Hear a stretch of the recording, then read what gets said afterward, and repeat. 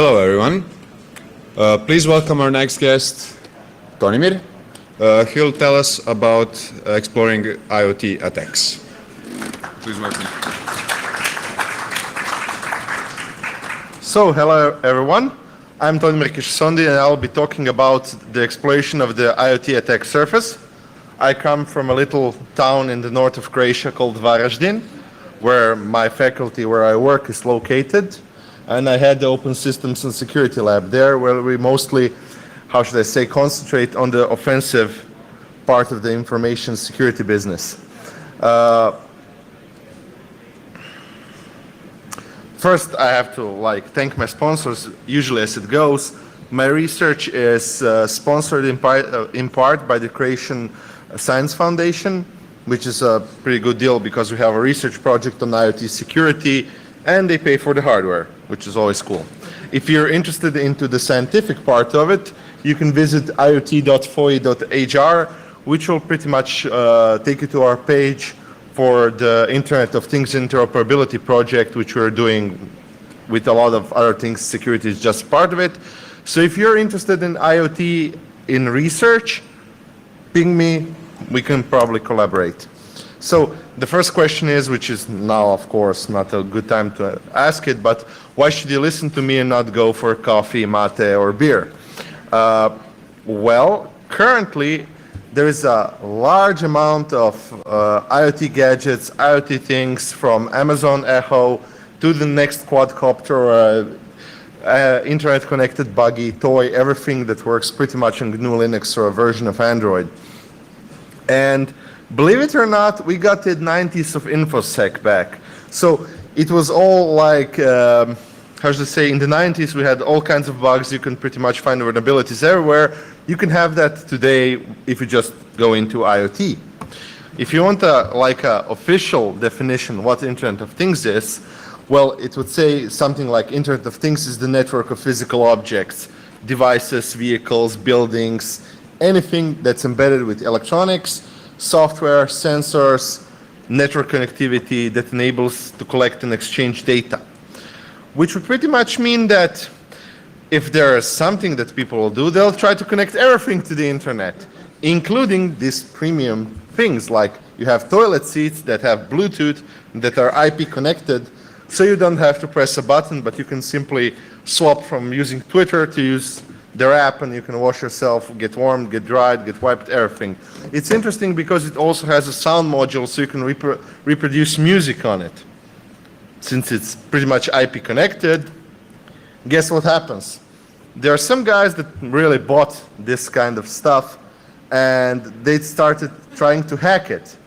And they pretty much hacked it to play all kinds of stuff, either stuff you don't want to hear playing when you're on the toilet seat, or simply just spray water at you at random and so on. Well, this is a fun example, and pretty much I don't know how fun it would be if an IP-connected toilet seat assaulted you, but this is a little worse example. So it's from Symantec, because there are Android smart TVs, and guess what? There are people who found out that, well, people will most likely pay a ransom for a smart TV. Why? Because smart TVs are kind of expensive and people don't like using them, losing them. So we have TV ransomware. Next thing is this little thing. I'm not the fitness aficionado, as you can see from me, but I got one of those things just to research what it does, what it has in it. And the interesting part was it has a galvanic skin response sensor, it has a heartbeat sensor, it has an accelerometer. So what it can pretty much say to you is how many steps have you taken, what's your heart rate, how well did you sleep in light sleep, in deep sleep, when did you wake up, how many times you woke up during the day. And pretty much it's interesting because you get your whole biological everything set on your cell phone. So that's awesome, right? So how many of you, when you buy the next cool gadget, connect that gadget to an intercepting proxy to see what does it send and to where? Anyone? So you would say yes, I want privacy, please do not send any data, blah, blah, blah.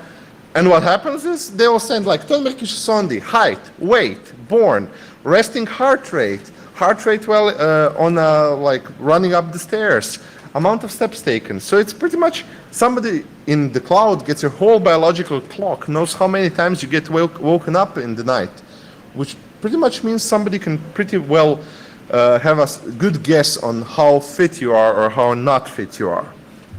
And that's a bad thing if you think about it, because currently it's okay, but if I tell you something like you give them consent for monitoring of data, for selling of data, and so on, and what happens is you want to get, for instance, life insurance, and they say, no, you're too risky. Well, fine. But what happens if they have like used something like deep learning, data mining, and figure out that this person might have a stroke in the next like 6 months? You can tell it for certain. And then the insurance company says, yo, sorry, we're canceling your insurance because you're not too risky, but we cannot sell you insurance. Sorry, bye, here's a refund, bye-bye. Then it starts getting really interesting, right? So we have to know that as there was a quote in one movie, I think it was The Social Network, where somebody said that the internet isn't written in pencil, it's written in ink. And that stuff, you buy it and it will collect all kinds of biological data from you. So that's pretty nasty. Second, everybody loves the FBI and every other three-letter agency. What happened was there was like an interesting part where the FBI cannot neither confirm nor deny wiretapping your Amazon Echo, which is a little Amazon smart gadget. So this is kind of concerning, but I was like, nah, this cannot be. And then I was reading my local news, which pretty much said that some guys tried to rob a bank, but they were caught by spying on their smart TV in Croatia. Even more interesting, right? Usually somebody would tap their phone, they would tap their, how should I say, their apartment, but a smart TV is also fair game.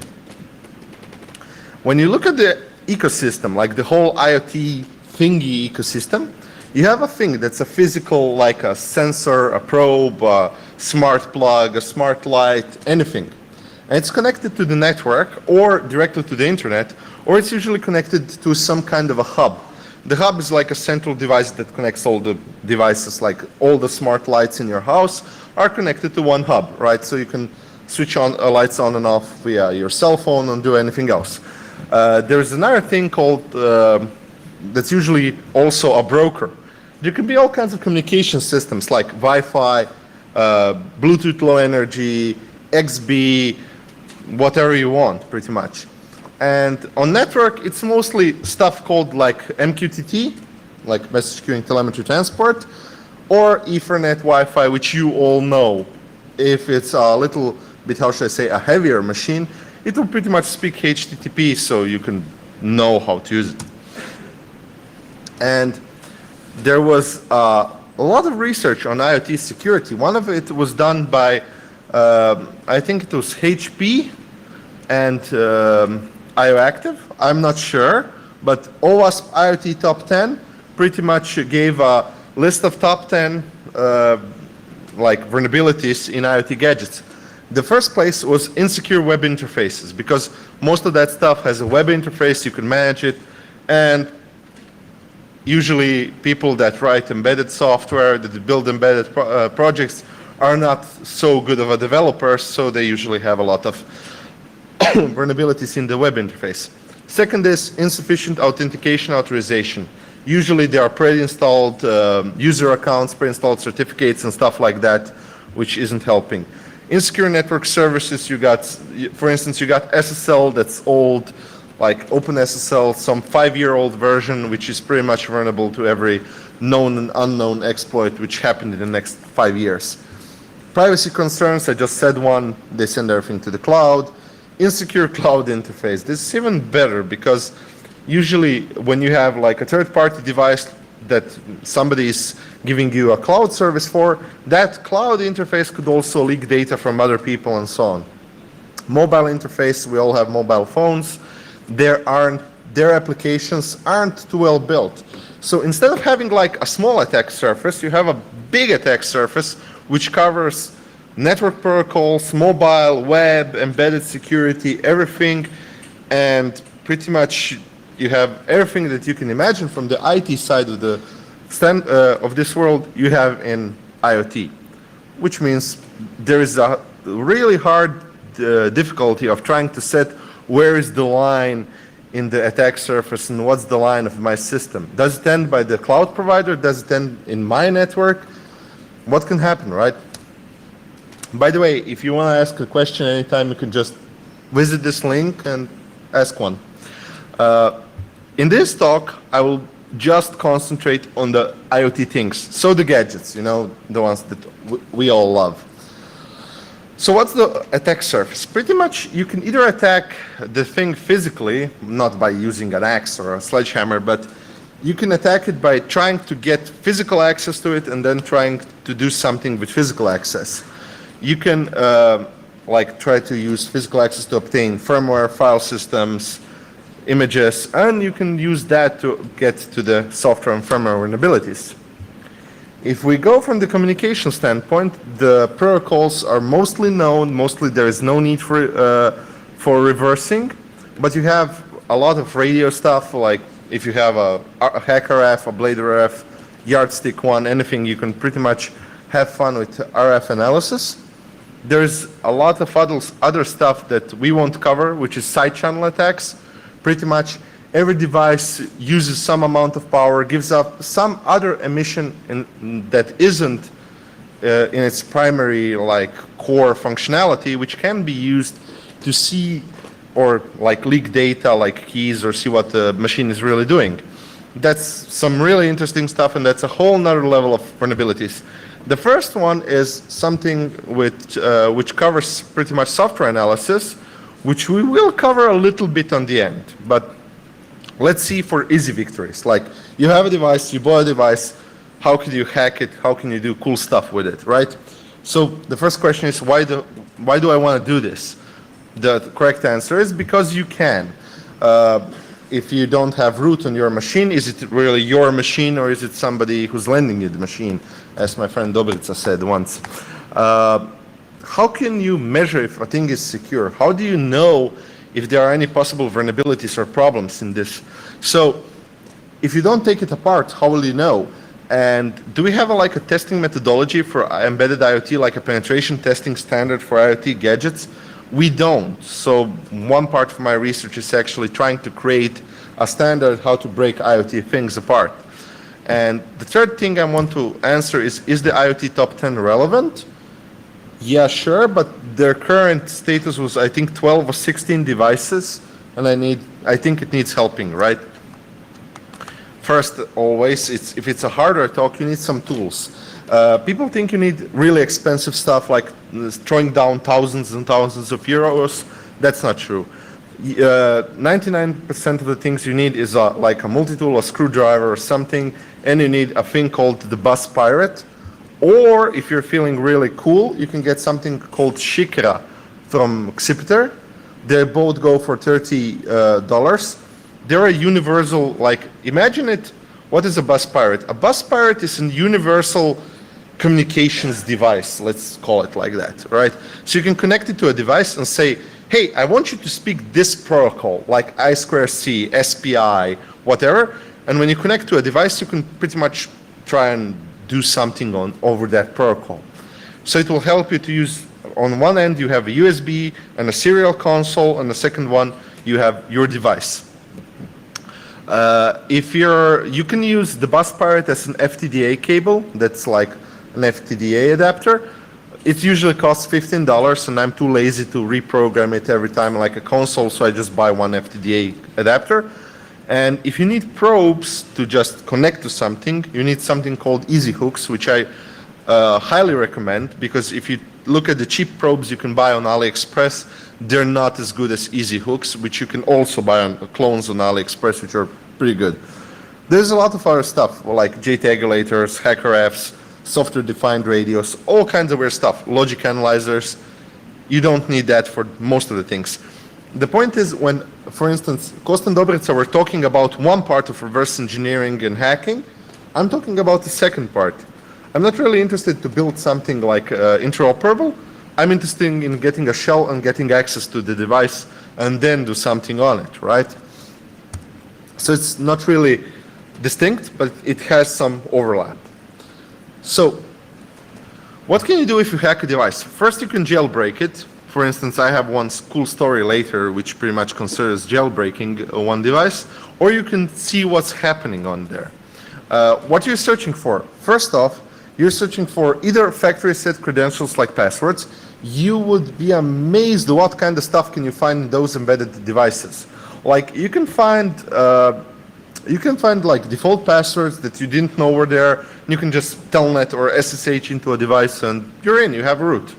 But the root account isn't root, but it's usually something like, I don't know, the vendor name plus a prefixed password. Second thing is signing keys and passwords in the firmware updates.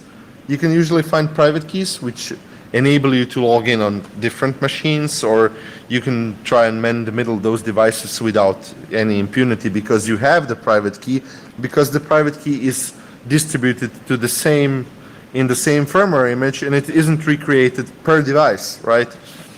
You can have like full access to binaries, source code for web applications, which is great. You have source code for the software that runs on that stuff. It's usually some version of PHP CGI like stuff or something that's calling pretty much something embedded on this device, which is usually written by electrical engineering developers, not hating on anybody, but the point is usually the tech stuff like buffer overflows and every other old school trick you know will work on it. So it's easy. So I have a cunning plan, variant for noobs. First thing you want to find is something called UART. Pretty much it's a serial console on the device. I can guarantee you that most of the devices have a serial console somewhere. You just need to find it. Connect to it. You'll probably, if you just reset the device, you'll get a root shell or a shell of some kind. All you see a boot process. What a serial console does is you don't have VGA and you don't have USB, so you can see what's happening on the device. But the serial console is the same thing. Imagine guys that work with routers, like with Cisco routers, Junipers. When you connect the serial console, you can see the boot process and everything. Same with embedded stuff, right? So how do you find UART ports and serial ports? There are a couple of methods. First one is looking, because they usually come marked. The second one is you can use a multimeter. You can find out which one is the ground, which one is plus 3.3 volts or plus 5 volts. You can see the one that's like has some signal. That's usually the transmit one, and the receive one usually doesn't have any. It's really cool if you have a logic analyzer, like the Salea. Somebody like, I don't know, Kostak Dobrica said something about Sigirock. If you buy a cheap Chinese clone, it works perfectly with Sigirock. If you spend a heap of money on a genuine pro version with 16 channels, it doesn't work on Sigirock. So if you don't need high resolution oscilloscope / logic analysis stuff, just get the Chinese clone version. It's more than enough. There are specialized devices that can find UART ports that will bit bang all the possible combinations and try to see if something is a UART port, like the JTagulator. And I like the audio buzzer method, which means if you find the ground and you find the plus, like the VCC, you just add one part of the buzzer, the ground, onto the ground, and you try picking some pins that might be transmitting data to you. So if they transmit data to you, when you put a buzzer on them, you'll hear noise, right? Because it will change the tone. So if you take a look, you can see here upstairs that in the upper part, there's like RX, TX, 3 volts and ground. That's your serial console. Just solder it on and off you go. This here lower part can be something called the JTag, but you can check it out. You can see, depends on a lot of the devices. Sometimes they'll come with even pre-soldered headers. If you see 4 header pins on a board, you can pretty much bet it might be a serial port. So you don't have to like think too hard to see if it is or isn't. This one is on the Ubiquiti Unify access point, like the ones that you see on the floor. That's their serial console. So you can connect to it, and you can pretty much get a shell on it and do anything you want in a Linux terminal. Your Raspberry Pi, if you have one, has a serial console on the GPIO pins. So you don't have to connect it via HDMI.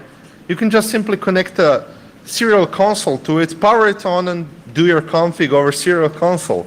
It takes some work on Raspberry Pi 3 because it shares the serial console with the Bluetooth, I think, something like that. But you can pretty much manage any Raspberry Pi via serial console. So that's my preferred way of doing it because you don't have to lug around a monitor which has HDMI on it. Sometimes you don't have the 3-volt connection. You have only the ground, the transmit and receive. That's it. That's enough. Those three are minimum. If you see noise and you cannot, if you just connect transmit and receive, and you have to connect them in crossover though, and if you see noise and you can't have anything, any good data out of it, check if your ground is stable. If you have a good ground connection, because if you don't, well, everything is going to be garbled. Sometimes you can find them like labeled as TP in and TP out, and the ground is somewhere else, like on the Ethernet connector shield. You can grab ground there, TP in, TP out, or transmit and receive, right? So there are serial consoles available anywhere. You just need to look really hard or try them. Usually when you see all those fun little pads, you just try a buzzer on them, and you'll pretty much see if something is buzzing and has noise, it has some data coming out of it. Even better, if you don't have a buzzer, use a logic analyzer or an oscilloscope. They both were great. So you see here, I didn't have a ground, but I grounded it on a USB connector, which is also ground. It works. It's that one is actually a TP-Link mini router, you know. That's the same thing that, as I told you earlier, most routers have serial consoles. You can just connect to them and hack around. And when you connect, you can find all kinds of interesting stuff. For instance, you might have to configure those over a central management system, like a central piece of software that helps you manage all of those access points in the network. Well, if you connect via a serial terminal to them, you'll see that they support something called U-boot. And U-boot, if you know grub from Linux, U-boot is the same thing, right? So if you just check out what's U-boot, you read a little bit of documentation, you'll find out that it's a simple bootloader, right? So what can you do? You can't break it, you cannot end it, you don't have any other, like, you don't have a shell on this machine. So how do you obtain a shell? Do you remember the old trick from Linux when you just say that your init shouldn't be the kernel but bin sh? So boot me the bin sh. Same thing here. When you see the boot arguments are console TTI 0, you can just simply say, okay, init bin sh, save environment boot. What will happen? Does anybody have an idea? Pretty much that machine will boot into like a functioning root shell, which then you can see like cat etc pass cvd, see what are the possible users on the system, and you can do anything else you want. There is also a cool thing called NAND glitching, which I can explain how it works if we have time on the end. So if you're interested in NAND glitching, how it works, it's not voodoo, it's not rocket surgery, it's pretty simple. If you want to know about, ping me. So, what if you if you don't have a serial console on a device? What else can you do? Well, vendors usually post firmware updates or firmware images on their pages. If you download the firmware image, you can pretty much disassemble it and see what's inside. By the way, when I say disassemble, I don't mean using IDA or Radare or something like that. It's way more simpler. Give me a minute. Plan B is trying to intercept an OTA update, over-the-air update. So it pays to have like packet captures of your test network. When somebody is trying to push you an over-the-air update, you just have the content there. The plan C is you can try to dump the non-volatile RAM in situ. That means from the board you can directly connect to the chip and try to extract all the data out of it. It's still the only thing you need for this is your bus pirate. So it's still under $30. Plan C, you can unsolder the chip, read it in an adapter, we'll talk about it later, Or you can use something like a JTAG to just dump the whole NVRAM contents. Or if it's an AVR like Arduino, there's a command that pretty much does this when you connect it to the Arduino. So how does it look? People will say, yeah, if you want to dump data from chips, you need something like a SOIC clip. That's a genuine SOIC clip, and you connect it to a chip. It will like bite the chip, and you can then have little pins on it, and you can connect any device you want, like a logic analyzer, bus pirate, whatever. Those cost like $30 to $50 depending on the quality. There are low quality Chinese ones for $10, which are, by the way, same thing. But I would suggest you don't bother with them. Just buy a set of nice easy probes. Those are easy hooks. They are tight enough so you can pretty much stack them on any SOIC chip, and you will dump data out of it with no problem. So instead of spending money on the clip, just buy some nice probes you can reuse for everything else. You don't have to spend a lot of money. That's the thing down is a bus pirate. It's another clone. I have a genuine, I have a clone. Same thing. Pretty much, how will you find which chip is the NVRAM, the flash chip? How will you find which one has all the interesting stuff?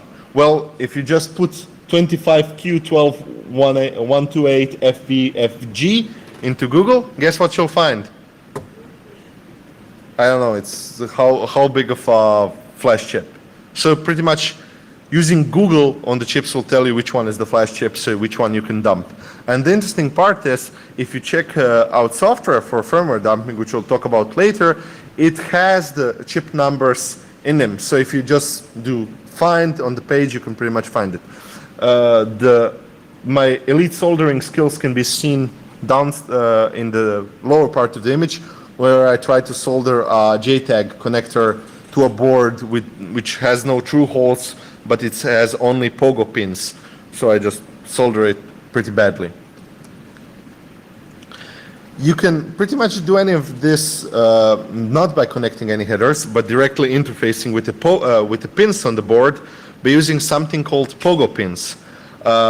If you ask me, I wouldn't recommend it because you have to solder an adapter for the pogo pins, and you have to pretty much make a consistent connection all the time, which if get somebody else to hold it, because that's a two-person job.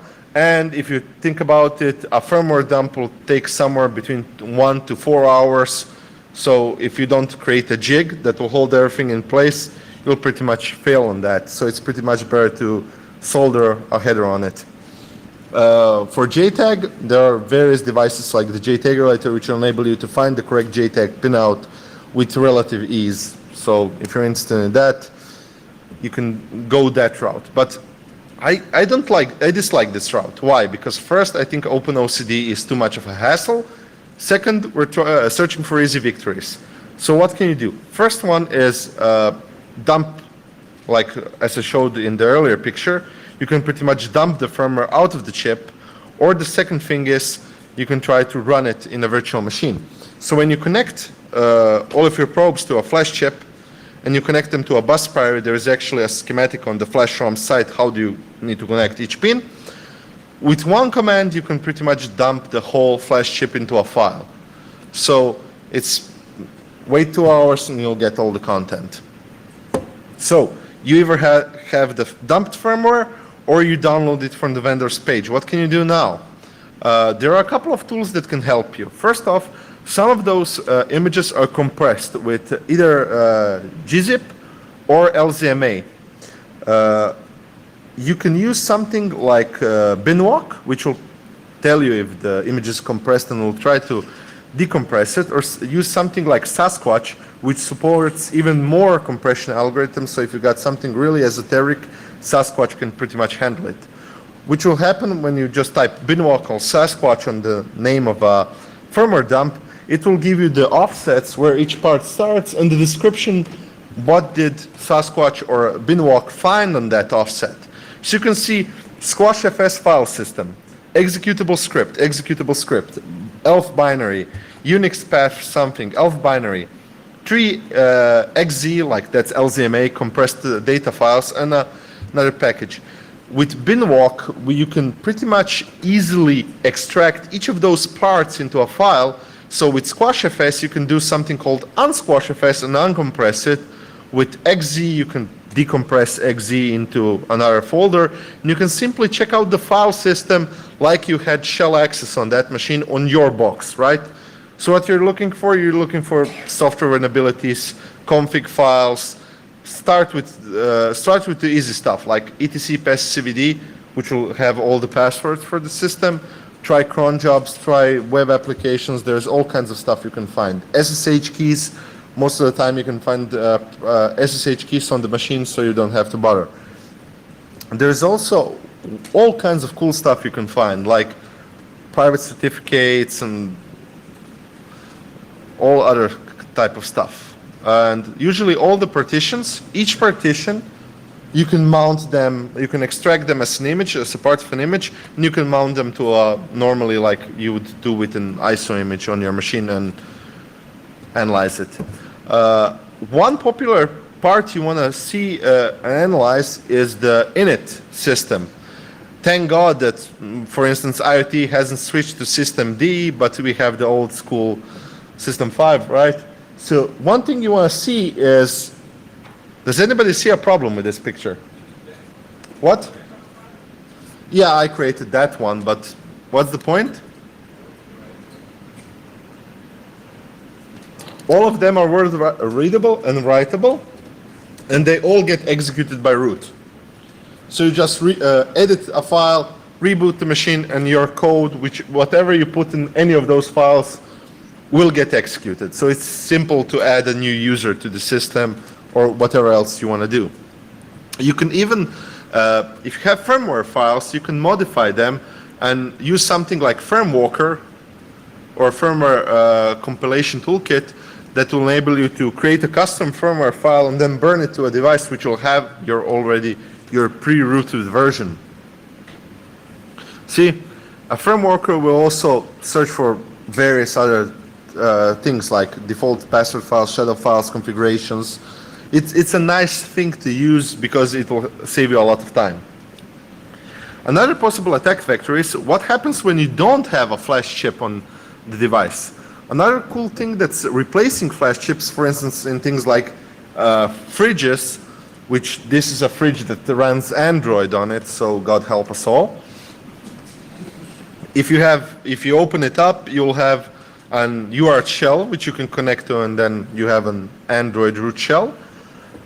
Or if you can't find any flash files, try searching for eMMC files. What are eMMC files? Everybody knows like SD cards, right?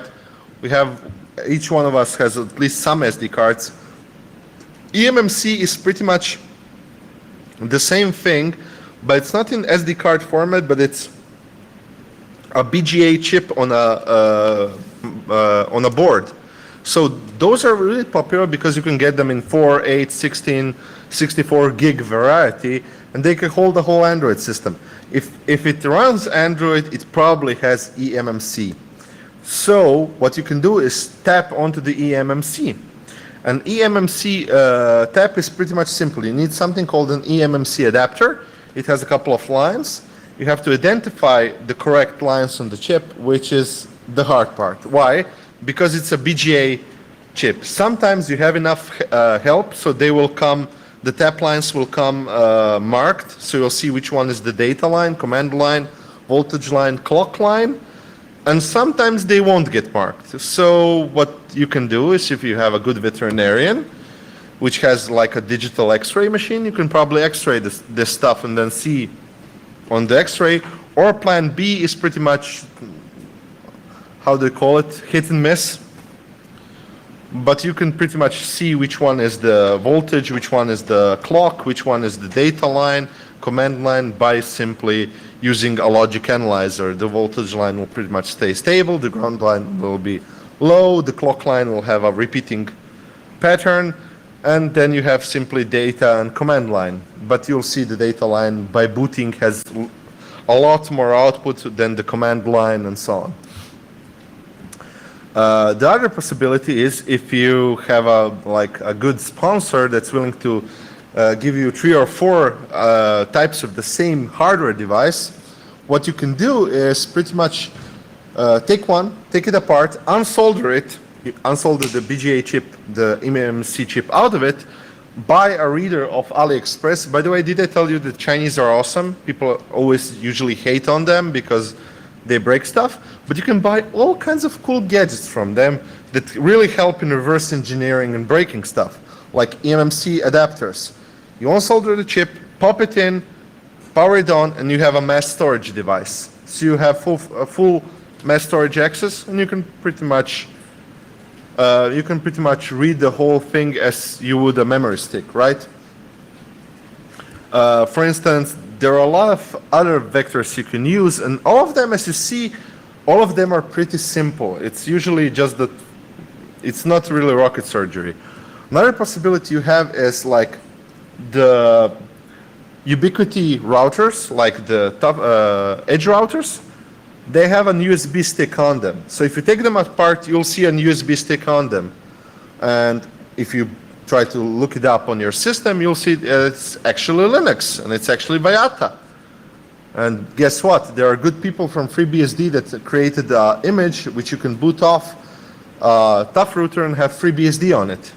There's also all kinds of interesting stuff. If you have like a USB stick, you can edit that file system, and you can add anything you want into the PSSVD file. You can reverse it, you can have fun with it. Like the same thing with the Chromecast, right? They have eMMC, and they have a lot of other pads that you can pretty much see if it's a serial terminal up there or not. One other cool thing is, for instance, when we're talking about Chromecast, its micro USB port, which is for power, isn't only power. It's an micro USB on the go. So you can boot out of it. So you can pretty much, if you have a Chromecast, you can boot out of it. There is a lot of stuff about it, like check out exploiters.rs. There are exploiters.rs. They have all of that stuff documented pretty much. There's a lot of cool attacks you can do if you just try to think what did the developers think and how do developers bootstrap those devices? How do they get code onto them in production, right? And now people will say, meh, hardware hacking, I like software. Is there something I can do from the really script kiddie side? Remember the OWASP top 10, IoT top 10? Which was the most common vulnerability? It was insecure web interface. And what do you think what's the most common vulnerability in IoT if you check the web interface? It's command injection. Why? Because usually you want to have a web interface that's lean, and you want to execute small binaries on the system, right? So what every developer does is they create like a binding that will execute a system binary with some arguments, which any developer knows will lead to command injection. The idea is simple. One thing I like to do is when I have gadgets lying around, is connect them to an intercepting proxy and connect them to an access point that I control. And first, crawl the web interface. Second, use a web vulnerability scanner with a really slow rate and leave it overnight. And in the morning, what you'll find is all kinds of interesting stuff. One of that interesting stuff is pretty much you can find always at least 1 or 2 remote code execution vulnerabilities, command injection vulnerabilities, all kinds of interesting stuff. Let's not talk about XSS. That stuff comes in heaps. But here's like one interesting thing I found for this little device, which is an IP connected power socket. You have command injection on it. So why is this useful? Well, this vulnerability pretty much helps me to create a curl command on my terminal.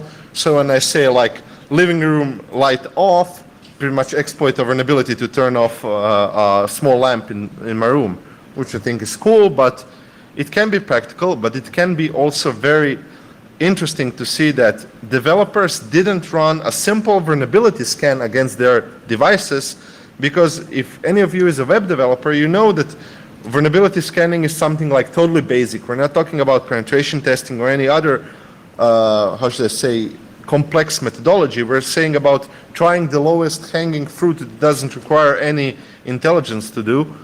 And you can still find a lot of vulnerabilities with that. So should you really care about it? Okay, it might be cool to, each time you want to turn on and turn off a lamp in your living room to exploit a vulnerability, that might be cool for you, but should you care? Well, remember the smart fridge, remember the smart connected light bulb, remember the IP connected toilet seat, everything's going on IP, right? So we pretty much are putting devices into our networks which are built by, let's say, the lowest bidder, and God knows what they send out to the internet. Usually all kinds of stuff. There was the IR connected USB to IR thingy. It sends data to China, God knows what. But if you think about it from an attacker's perspective, the IoT devices are the perfect implants you need in the network. Why? First, they're the ideal pivot point. How many times do you think a smart blob gets rebooted? 0, until you screw it out. How many times does this smart plug get rebooted? Only when I pull it out of the wall, right? So all of these devices are permanently connected, and the worst thing is they're in our network, they're on Linux, and as you see, any kid can exploit them. And the first thing is you hack one of them, and now I have, for instance, this is an exploit that will work against any of them. Even the data center connected IP PDUs, like power distribution units, where you connect servers, the same exploit works on the single one that costs like $60, and the same one works on the rack-mounted ones. So pretty much that's a small problem.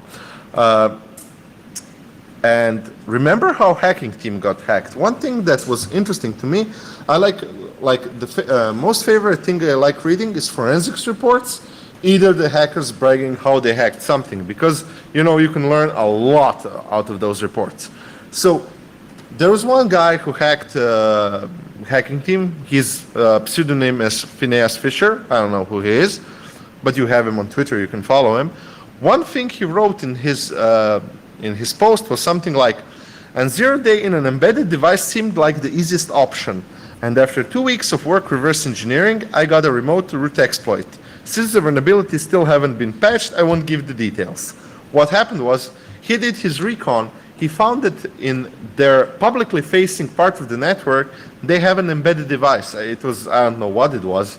It was never given in the clear, but he could identify what kind of a device it was. He bought a couple of them on eBay and started reversing them, and he found a vulnerability that he used to pivot into their network. How many times does an embedded device get rebooted? Very rarely. And there, as you see, even the big ones get hacked with embedded hardware. When you start some lateral thinking, pretty much when you have LAN access, you get owned. Even worse if it's a Windows domain. I don't know how many of you played around with hacking the Windows domains, but there are also all kinds of interesting things you can do. You can poison requests with responder and pretty much get hash credentials out of boxes. You can man the middle, like ARP poison the whole network. You can try to poison updates with backdoor factory. You can inject stuff into unencrypted web pages and pretty much get take over a control of a certain tab on the net of a guy that served a page unencrypted. So it's pretty scary to think what can happen when your attacker has LAN access. When something has LAN access, you're done. You're owned pretty much, because it's not hard to escalate unless you really hardened your network. So it's pretty much write once, deploy your malware everywhere, because all of those vulnerabilities are pretty much reusable. You get one of those devices that is cheap, and you can pretty much own all of them when you find one vulnerability. So what do we want to say? The Internet of Things is coming. From a security perspective, we're not ready. And everybody loves their IP-connected fridges. Everybody loves all kind of IP-connected stuff, and I'm pretty much scared of it. Well, the second cool thing is own some of the stuff you own.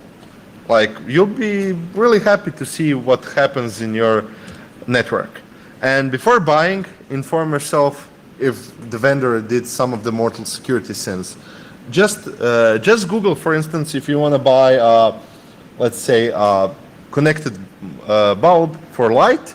Google like security, vulnerability, hack, root, something, and you'll find all kinds of interesting stuff. You'll see that people do data exfiltration out of smart light bulbs. Who would have known? So what's the moral of this in open source? Well, if you develop free open source software, take note.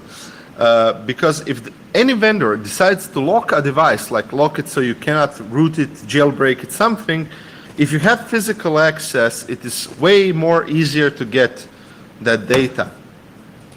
Open by default is broken. We should build security into the stuff we develop. Each one of you works somewhere. Most of you, because you're interested in this, you work mostly in IT or in connected areas. People should get more knowledge. It's not really knowledge, and not everybody should know how to hack stuff and get root on boxes, but they should be aware of the risks. If you're aware of those risks, you can make more sane decisions.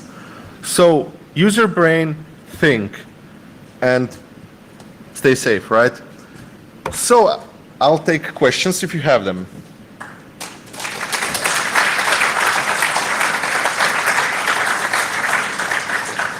You can use the URL, or you can just simply use the live one. I'm fine with the live stuff. Any more questions? Don't be shy.